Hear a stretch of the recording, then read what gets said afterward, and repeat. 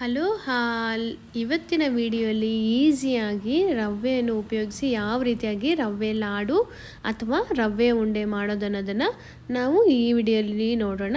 ಈಗ ಮೊದಲು ನಾನು ಒಂದು ಕಡಾಯಿಗೆ 1 ಟೀ ಸ್ಪೂನಷ್ಟು ತುಪ್ಪವನ್ನು ಆ್ಯಡ್ ಮಾಡ್ಕೊಂಡಿದ್ದೀನಿ. ತುಪ್ಪ ಇಷ್ಟ ಇಲ್ದಿರೋರು ಸ್ವಲ್ಪ ಆಯಿಲಲ್ಲೇ ಫ್ರೈ ಮಾಡ್ಕೊಬೋದು. ನಾನಿಲ್ಲಿ ತುಪ್ಪವನ್ನು ಆ್ಯಡ್ ಮಾಡಿಕೊಂಡು ತುಪ್ಪ ಹೀಟ್ ಆದ ನಂತರ ನಾನಿಲ್ಲಿ ಕಟ್ ಮಾಡಿಕೊಂಡಂಥ ಬಾದಾಮ್, ಗೋಡಂಬಿ, ನಂತರ ಒಣ ದ್ರಾಕ್ಷಿಯನ್ನು ಕೂಡ ಆ್ಯಡ್ ಮಾಡಿಕೊಂಡು ಈ ಹೀಟ್ ಆದಂಥ ತುಪ್ಪದಲ್ಲಿ ಚೆನ್ನಾಗಿ ಫ್ರೈ ಮಾಡ್ಕೊತಾ ಇದ್ದೀನಿ. ಇದು ಫ್ರೈ ಆಗಿ ಮಾಡುವಾಗ ನಾವು ಮೀಡಿಯಮ್ ಫ್ಲೇಮಲ್ಲೇ ಫ್ರೈ ಮಾಡ್ಕೊಬೇಕು. ಆಗ ಬಾದಾಮ್ ಮತ್ತು ಗೋಡಂಬಿ ಚೆನ್ನಾಗಿ ಕ್ರಿಸ್ಪಿಯಾಗಿ ಫ್ರೈ ಆಗಿರುತ್ತೆ. ಇದೆಲ್ಲ ಫ್ರೈ ಆದ ನಂತರ ನಾನಿಲ್ಲಿ 2 ಸಣ್ಣ ಕಪ್ಪಷ್ಟು ರವೆಯನ್ನು ಕೂಡ ಇದೇ ತುಪ್ಪಕ್ಕೆ ಆ್ಯಡ್ ಮಾಡ್ಕೊತಾ ಇದ್ದೀನಿ. ಇದನ್ನು ಕೂಡ ಇದೇ ತುಪ್ಪದಲ್ಲಿ ಮಿಕ್ಸ್ ಮಾಡಿಕೊಂಡು ಮೀಡಿಯಮ್ ಫ್ಲೇಮಲ್ಲಿ ರವೆ ಚೆನ್ನಾಗಿ ಫ್ರೈ ಆಗೋ ರೀತಿಯಲ್ಲಿ ನಾನು ಎಲ್ಲವನ್ನು ಒಂದಕ್ಕೊಂದು ಮಿಕ್ಸ್ ಮಾಡ್ಕೊತಾ ಇದ್ದೀನಿ.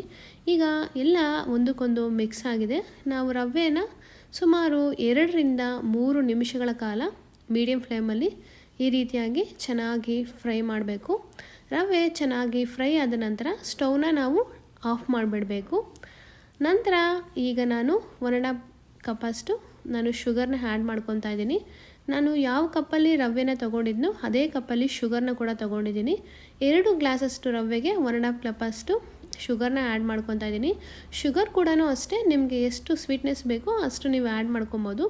ಇಲ್ಲಿ ನಾನು ಸ್ಟವ್ನ ಆಫ್ ಮಾಡಿ ಬಿಸಿಯಾದಂಥ ರವೆಗೆ ನಾನು ಶುಗರ್ನ ಆ್ಯಡ್ ಮಾಡಿರೋದ್ರಿಂದ ಅದು ನೀಟಾಗಿ ಒಂದಕ್ಕೊಂದು ಬಿಸಿ ಇರೋದ್ರಿಂದ ಅಡ್ಜಸ್ಟ್ ಆಗಿ ಮಿಕ್ಸ್ ಆಗುತ್ತೆ, ಚೆನ್ನಾಗಿ ಒಳ್ಳೆ ಅಡ್ಜಸ್ಟ್ ಬರುತ್ತೆ. ಈಗ ಇದನ್ನು ಎಲ್ಲ ಒಂದು ಸಲ ಚೆನ್ನಾಗಿ ನಾವು ಮಿಕ್ಸ್ ಮಾಡ್ಕೊಬೇಕು.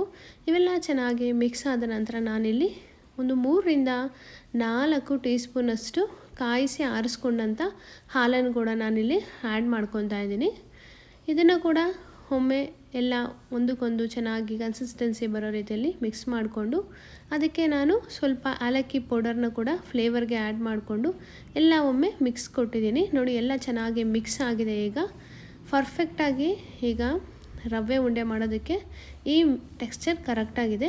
ಈಗ ನೋಡಿ, ಈ ರೀತಿ ಕೈಯಲ್ಲಿ ರೌಂಡಾಗಿ ಒಂದೊಂದಾಗಿ ಬಿಸಿ ಇರುವಾಗೆ ಉಂಡೆಗಳನ್ನ ಮಾಡಿದ್ರೆ ಉಂಡೆ ಕರೆಕ್ಟ್ ಶೇಪ್ ಬರುತ್ತೆ. ಉಂಡೆ ಕಟ್ಟೋದು ಕೂಡ ತುಂಬ ಈಸಿ ಆಗುತ್ತೆ. ನೋಡಿ ಎಷ್ಟು ಈಸಿಯಾಗಿ ಬಂದಿದೆ. ಈಗ ರುಚಿಯಾದಂಥ ಟೇಸ್ಟಿಯಾದಂಥ ಕ್ವಿಕ್ಕಾಗಿ ಒಂದು ನೈಸ್ ಆದಂಥ ರವೆ ಉಂಡೆ ರೆಡಿಯಾಗಿದೆ. ಇದನ್ನು ತುಂಬ ಈಸಿಯಾಗೂ ಮಾಡ್ಬೋದು, ತುಂಬ ಕಡಿಮೆ ಸಮಯದಲ್ಲೂ ಕೂಡ ಮಾಡ್ಬೋದು. ತುಂಬ ಚೆನ್ನಾಗಿರುತ್ತೆ. ಒಮ್ಮೆ ಈ ರೆಸಿಪಿನ ಟ್ರೈ ಮಾಡಿ. ಈ ವಿಡಿಯೋ ನಿಮ್ಗೆ ಇಷ್ಟ ಆಗಿದೆ ಪ್ಲೀಸ್ ಲೈಕ್ ಮಾಡಿ, ಶೇರ್ ಮಾಡಿ, ಅದೇ ರೀತಿ ಕಾಮೆಂಟ್ ಕೂಡ ಮಾಡಿ.